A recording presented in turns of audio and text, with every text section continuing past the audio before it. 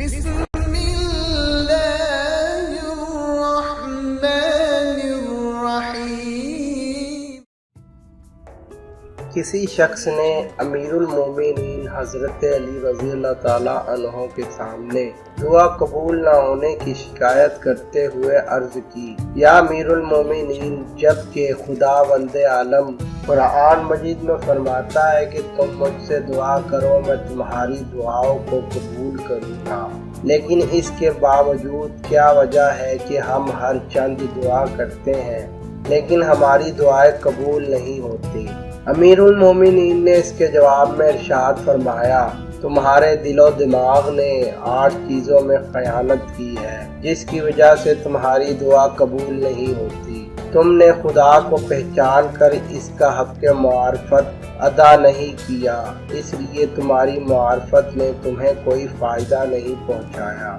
تم اس کے بھیجے ہوئے پیغمبر پر ایمان تو لے آئے ہو لیکن اس رسول کی سنت کی عملی طور پر مخالفت کرتے ہو، ایسے میں تمہارے ایمان کا کیا فائدہ؟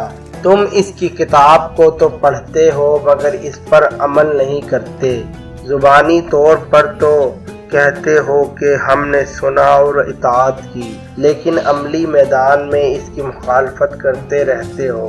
تم کہتے ہو کہ ہم خدا کے عذاب سے ڈرتے ہیں، لیکن اس کے باوجود اس کی نافرمانی کی طرف قدم بڑھاتے ہو اور اس کے عذاب سے نزدیک ہوتے رہتے ہو۔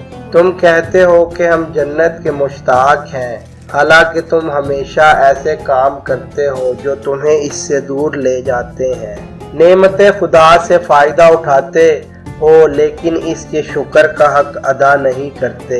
اس نے تمہیں حکم دیا کہ شیطان سے دشمنی رکھو اور تم اس سے دوستی کا نقشہ بناتے رہتے ہو۔ تم شیطان سے دشمنی کا دعویٰ تو کرتے ہو لیکن عملی طور پر اس کی مخالفت نہیں کرتے۔ تم نے لوگوں کے عیوب کو اپنا نصب العین بنا رکھا ہے اور اپنے عیوب کو مڑ کر بھی نہیں دیکھتے۔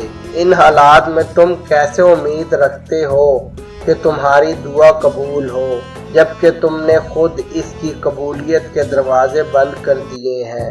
تقوی و پرہیزگاری اختیار کرو، اپنے اعمال کی اصلاح کرو، امر بالمعروف اور نہی عن منکر کرو تاکہ تمہاری دعا قبول ہو سکے۔